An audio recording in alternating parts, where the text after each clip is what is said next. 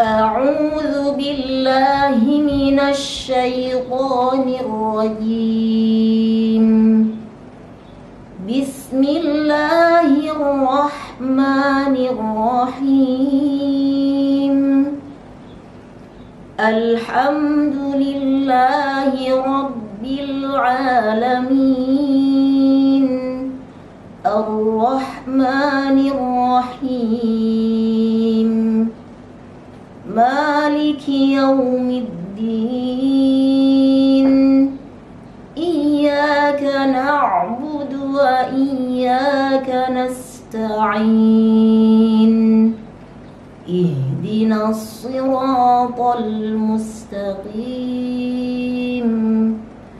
صراط الذين أنعمت عليهم غير المغضوب عليهم ولا الضالين.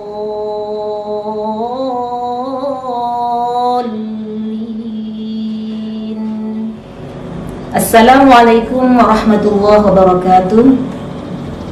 Alhamdulillah, video metode baligho edisi kali ini insyaallah akan berkolaborasi dengan Kepala Lembaga Tahsin dan Tahfidz Quran yang ada di beberapa wilayah di Indonesia ini untuk bedah tajwid surah Al-Fatihah, yang mana kita sama-sama ketahui bahwa surah Al-Fatihah sering dan bahkan selalu kita baca setiap hari.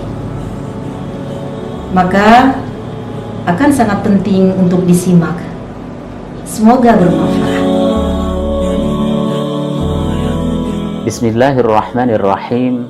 Hal penting yang perlu diperhatikan dalam kita membaca surah Al-Fatihah dan Al-Quran pada umumnya, yaitu pada setiap kita membaca huruf yang berharokat fathah, maka harus disertai dengan membuka mulut kita. Karena fathah berasal dari kata fataha yaftahu fathan wa fathatan, yang artinya membuka. A. Kemudian ya, ketika kita membaca huruf hijaiyah yang berbaris atau berharokat dhammah, maka bibir kita harus dikumpulkan maju ke depan. Karena dhammah berasal dari kata dhamma yadhummu dhamman wa dhammatan, yang artinya menghimpun atau mengumpulkan. U. Kemudian kasrah ya, apabila ada huruf berbaris atau berharokat kasrah yang artinya adalah pecah ya, atau memecah, karena berasal dari kata kasara yaksiru kasron wa kasrotan. Kalau dalam prakteknya menurunkan bibir, ada juga sebagian ulama yang mengartikan menarik bibir ke belakang, sepertinya lebih mudah untuk menurunkan bibir bawah. I. A'udzu billahi minasy syaithanir rajim. Sahabat-sahabat Quran rahimakumullah, membaca ta'awudz ketika kita memulai tilawatil Quran hukumnya adalah sunnah. Mari kita mulai dari huruf yang pertama, yakni A. Sempurnakan makhrajul huruf A dengan baik dengan membuka rongga mulut. A. Selanjutnya yakni U. Kita berlatih dimulai dari berharokat fathah lalu berharokat dhammah. A. Selanjutnya yakni Zu. Kita mulai dengan harokat fathah lalu harokat dhammah. Zazu, sehingga menjadi a'udzu. Selanjutnya yakni billahi. Sahabat rahimakumullah, sering terjadi kekeliruan ketika mengucap billahi, yakni lidah tampak keluar. Billahi ini kurang tepat. Yang tepat adalah lam berada di dalam. Billah tepat di makhrajul huruf lam. Lalu yang berikutnya adalah hi. Sempurnakan makhrajul huruf ha dengan baik tenggorokan bagian bawah. Ha, ha, ha, ha, hi. Sehingga billahi, a'udzu billahi Minasyaitonir rajim. Kesalahan yang sering terjadi di dalam pengucapan kalimat ini adalah syai itu seringnya condong ke e atau e. Syai atau syai. Pengucapan syai itu lebih condong ke i dan diucapkan dengan lembut. Minasyaiton. Tidak juga dia diseret atau seperti dikagetkan. Minasyai atau minasyai. Minasyaiton. Huruf to itu adalah huruf tebal. Jadi tidak cukup dengan to saja. Jadi harus seperti penuh makanan di dalam mulut dan suara agak bergema. To. Nirrajim. Ro sukun di sini tidak dibaca tipis, walaupun huruf sebelumnya adalah berharokat kasroh ni. Huruf ro sukun di sini sudah mulai beradaptasi dengan harokat ro yang baru yang tertulis. Jadi dia sudah cenderung ke tebal. Nirrajim. Bukan tipis. Nirrajim. Bismillahirrahmanirrahim. Bismi, mohon diperhatikan jangan sampai sinnya terseret, akan tetapi sinnya kita baca tuntas sebelum masuk ke makhraj mim. Bismi, jadi bukan bismi. Dan ini bisa kita simak sendiri oleh pendengaran kita ketika kita membunyikan bismillah, terasa ada sin yang terseret, maka berhati-hati. Lanjut, bismillahirrahmanirrahim. Bismillah, lamnya mohon diperhatikan ujung lidahnya jangan sampai keluar. Jadi ujung lidah tidak keluar untuk menyebutkan lam. Kemudian juga haknya keluar dari tenggorokan bawah dan langsung adaptasi ke huruf ro yang di sebelahnya dan disambut dengan ha yang keluar dari tenggorokan tengah. Hirrahmani, hirrahmani. Bismillahirrahmanirrahim.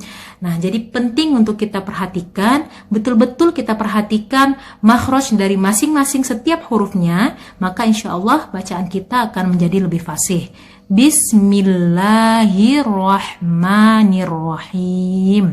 Alhamdulillahi Rabbil Alamin.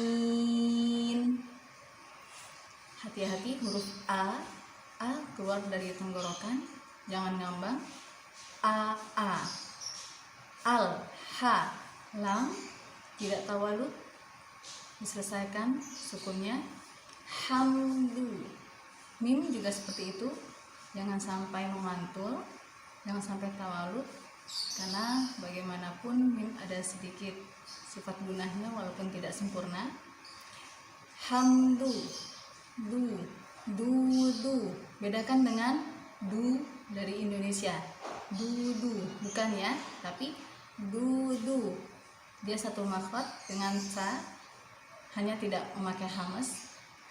Lillahi, hi, bedakan hi dengan hi, jelas hi dari tenggorokan juga. Rabbil alamin. Rabbi, bukan Rabbi. Karena ro berbaris fathah adalah tafkhim, tebal, yang dibaca berat. Jadi Rabbi, bukan Rabbi.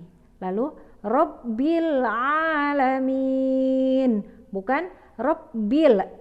Ya, hati-hati, sering terjadi pantulan ketika lam sukun karena dibaca tergesa-gesa, sehingga pantulan yang disebut dengan istilah tawalud itu pun terjadi. Jadi Rabbil alamin, bukan Rabbil alamin. Lalu alamin, bukan alamin, karena ain keluar dari tenggorokan tengah. Jadi Rabbil alamin. Ar-Rahmanir-Rahim. Penjelasannya sama dengan ketika basmalah. Ar-Rahman. Yang paling sering terjadi kesalahan pada makhraj huruf H-nya. Huruf H-nya kurang bersih. Ar-Rahmani. Ar-Rahmani. Kadang-kadang cenderung ke H. Tetap harus waspada untuk makhraj huruf H-nya. Ar-Rahmanir-Rahim. Maliki yaumiddin. Perhatikan ketika mengucapkan maliki, munculkan sifat hamasnya. Jangan seperti kita mengucapkan huruf Latin K, ki, tapi ki, kaf itu memiliki sifat hamas. Maliki mengucapkannya tidak perlu dihentak tapi lembut, dan mulut kita membentuk seperti kita mengucapkan u. Maliki yaumiddin. Di bukan di bukan dadi tapi dadi. Iyyaka na'budu wa iyyaka nasta'in. Iyyaka, i hamzah pada bacaan iyyaka walaupun berbaris kasrah, tetapi tetap harus dengan mengeluarkan suara hamzah tersebut dari aqsal halqi atau dari pangkal tenggorokan. Jadi harus jelas dan tidak boleh ngambang. Kemudian ada tasydid pada huruf ya. Kesalahan yang sering terjadi adalah dengan membaca i dengan bacaan yang panjang seperti iyyaka. Yang benar adalah dengan mentasydidkan huruf iya tersebut, iyyaka, seperti itu. Kemudian ada huruf kaf yang harus tetap dibaca hamas, iyyaka. Dan berikutnya adalah na'budu, ya, ada ucapan ain yang harus sampai tuntas. Cara membacanya, suaranya harus tuntas, yaitu dengan mengeluarkan makhraj ain itu dari tengah tenggorokan. Jadi tidak dibaca dengan na'budu, ya, tetapi na'budu. Dan berikutnya adalah huruf ba dengan huruf dal, ya. Ini berharokat dhammah, ya. Cara mengucapkannya dengan tetap memulai makhraj ba dengan dal itu dari makhrajnya. Kemudian baru memajukan atau memonyongkan bibirnya. Bu-du, na'budu. Wa iyyaka nasta'in. Kalimat berikutnya adalah wa iya. Wa ini sering terjadi kesalahan karena huruf waw biasanya hanya menggerakkan bibir bawah saja, padahal makhraj waw itu mengumpulkan atau memonyongkan dua bibir. Wa, iya. Nah, sekarang hamzah keluar dari tenggorokan bagian bawah, jadi tidak dibaca ngambang a, tapi a, i, wa iya. Nah, kemudian ada ya tasydid.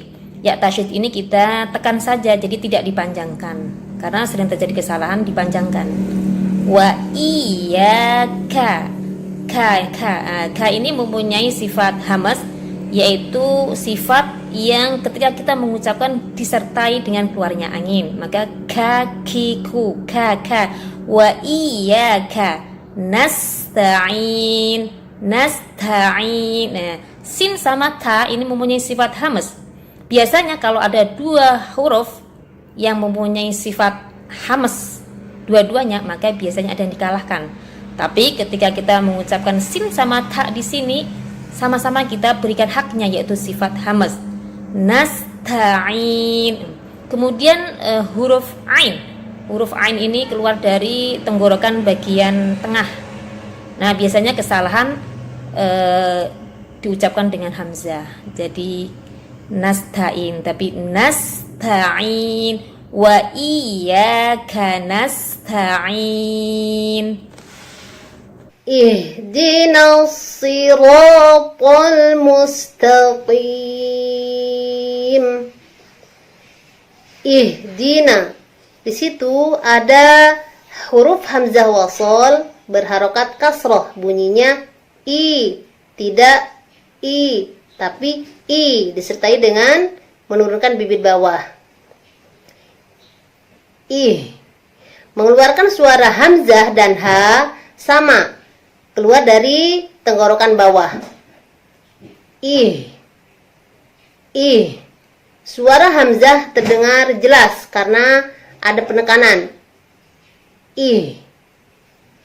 I. Ha memiliki sifat hams.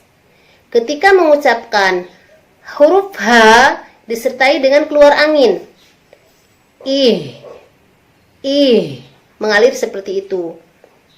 Kesalahan yang sering terjadi ketika mengucapkan huruf ha kurang ke bawah tenggorokan sehingga terdengar mirip dengan huruf ha, atau sebaliknya terlalu ke bawah tenggorokan, ya, terlalu ke bawah tenggorokan dekat dengan dada sehingga berat. Ih, itu adalah salah. Di mengucapkan di, mempertemukan punggung ujung lidah ke pangkal dua gigi seri atas. Di. Salah apabila diucapkan dengan d. D huruf Latin. D. Di itu salah. Juga tidak tepat ketika mengucapkan huruf di disertai dengan penekanan sehingga mengeluarkan angin menjadi di. Itu salah. Nun huruf tipis berbaris fathah. Bunyinya na. Dibuka mulut kita. Ihdina. Salah. Hati-hati tidak dina atau dena. Yang tepat ihdina. Ihdinas siratal mustaqim. Nasi, si huruf tebal atau tafkhim, jadi tidak terlalu ke bawah. Siro, membaca huruf tebal, ro huruf tebal. Huruf tebal ketika dibunyikan seperti penuh dan suara menggema, tidak sekedar ro, tapi ro, sirotol. Po huruf tebal. Lam matinya kembali ke tipis. Jangan dalam kondisi ke depan seperti pol, tapi tol. Sirotol mustaqim. Mus huruf tipis. Setiap berganti huruf, kita pilah-pilah mana huruf tipis dan mana huruf tebal, dan diberikan hak-hak hurufnya. Siratal mustaqim. Siratal ladzina an'amta 'alaihim ghairil maghdubi 'alaihim waladdallin.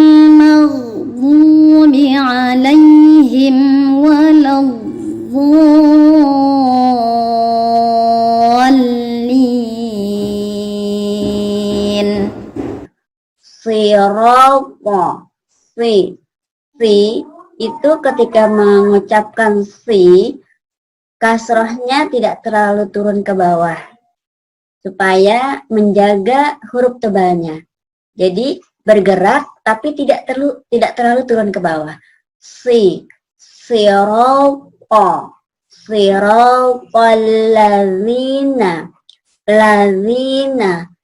Zi. Tipis. An'amta alaihim. An'amta. Perhatikan bunyi A berasal dari pangkal tenggorokan. Perhatikan juga di sini terdapat nun sukun dan mim sukun yang riskan terjadinya tawalud. Biasanya tawalud terdengar ane, ame. Yang benar adalah dibaca dengan suara tidak terputus. Terdapat unsur gunah tetapi bukan gunah yang sempurna. An'amta. Tidak juga dibaca dengan suara dihentak atau dikagetkan walaupun bunyinya idgham. An'amta. Akan tetapi dibaca dengan suara tetap bersambung. An'amta alaihim. Alai dibaca dengan lembut. Lai. Him, perhatikan huruf H. Him. Siratal ladzina an'amta alaihim ghairil maghdubi alaihim. Ghai. Ya sukun sebelumnya adalah fathah, maka ketika mengucapkan ya sukun, bibir bawah benar-benar turun, ya. Kalau tidak turun, mengucapkannya atau ke samping menjadi ghoi, tidak ghoi, ya. Ghairil mau, ya, go sukun. Go sendiri adalah huruf tebal, maka ketika disukunkan juga bunyinya tebal, ya.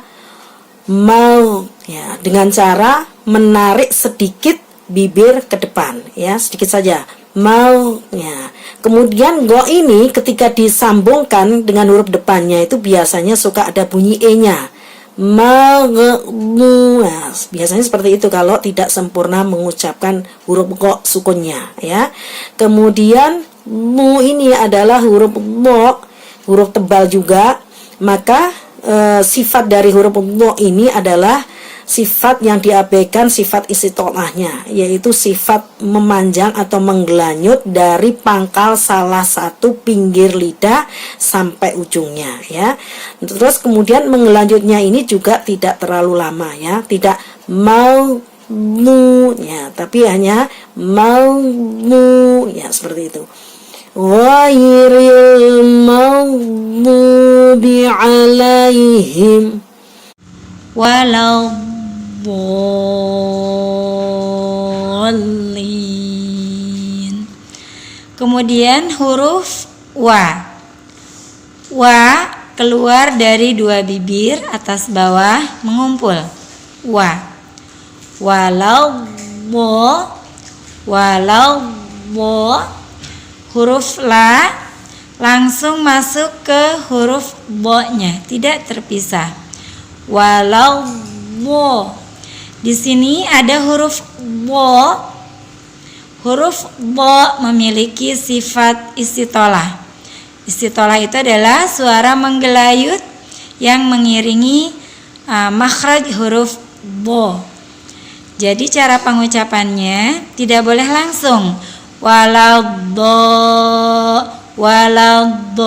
tetapi istitolahnya ditampakkan walau bo,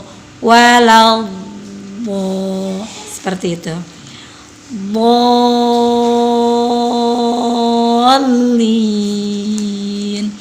Kemudian jangan lupa huruf bo-nya langsung nyangkut ke huruf lamnya.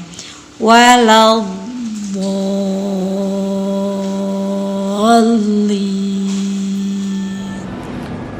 Ada hal yang tidak kalah pentingnya untuk kita ketahui, bahwa ada 3 hal kekeliruan yang perlu disempurnakan terkait dengan praktik bacaan surah Al-Fatihah ini. Yang pertama terkait dengan bacaan nun mati dan mim mati di akhir ayat. Bismillahirrahmanirrahim. Alhamdulillahirabbil alamin. Arrahmanirrahim. Rahim. Ini bacaan nun mati dan mim mati ketika berada di akhir ayat, maka semestinya bunyi en dan bunyi ongnya ya dari nun mati dan mim mati itu terucap dengan jelas, ya, terucap dengan tuntas, ya, dengan tuntas, terdengar. Nah, jadi bagaimana? Bismillahirrahmanirrahim. Alhamdulillahi rabbil alamin. Ar-Rahmanir-Rahim. Nah, terdengar tuntas ya. Saya tidak katakan bahwa harus lama ya. Misalnya Ar-Rahmanir-Rahim, Maliki Yaumiddin. Tidak lama seperti itu ya. Yang kedua, terkait dengan tempo mad arfi sukun. Bismillahirrahmanirrahim. Alhamdulillahi rabbil alamin. Nah, ini tidak seragam. Semestinya kalau kita membaca 2 harokat ya, maka yang kedua, yang ketiga ya, kita pun membaca 2 harokat. Kalau kita mengambil 4 harokat, maka berikutnya juga 4 harokat, 4 harokat. Begitu juga ketika 6 harokat, berikutnya 6 harokat, 6 harokat. Bismillahirrahmanirrahim. Alhamdulillahi rabbil alamin. Ar-Rahmanir-Rahim. 2 harokat. Contoh 2 harokat ya. Berikutnya terkait dengan kekeliruan ya dalam waqaf ya, tapi tanpa nafas. Bismillahirrahmanirrahim. Alhamdulillahi rabbil alamin. Ar-Rahmanir-Rahim. Maliki Yaumiddin. Nah, ini seharusnya kalau mau waqaf ya, setelah mensukunkan maka harus disertai dengan nafas. Alhamdulillahi rabbil alamin. Ar-Rahmanir-Rahim. Maliki Yaumiddin. Kalau tidak ingin wakaf, maka sebaiknya diwasolkan saja, nggak usah disukunkan. Jadi, Bismillahirrahmanirrahim. Alhamdulillahi rabbil alamin. Ar-Rahmanir-Rahim. Dan seterusnya. Iyyaka na'budu wa iyyaka nasta'in. Ihdinas siratal mustaqim. Dan seterusnya. Ya. Berikutnya, saya ingin sharing sedikit dari yang pernah saya pelajari. Bahwa kita sama-sama ketahui di Indonesia ini kita menggunakan ya, bacaan yang diriwayatkan oleh Imam Hafiz dari Imam Asim. Nah, terkait dengan akhir surah Al-Fatihah, ya, surah Al-Ladina dan seterusnya, ini dalam riwayat Hafiz itu merupakan satu ayat ya di akhir surah Al-Fatihah itu. Jadi tidak ada waqaf di an'amta alaihim. Dengan demikian kalau kita ingin mendisiplinkan diri dalam riwayat Hafiz ini, berarti kita membaca akhir surah Al-Fatihah ini satu nafas ya. Surah Al-Ladina sampai Wal-Dhalin itu satu nafas. Kalaupun kita tidak mampu ya, berarti bisa disiasati berhenti di alaihim kedua, lalu mengulang dari ghairil maghdubi alaihim waladdallin. Demikian, semoga bermanfaat. Wal afu minkum. Assalamualaikum warahmatullahi wabarakatuh.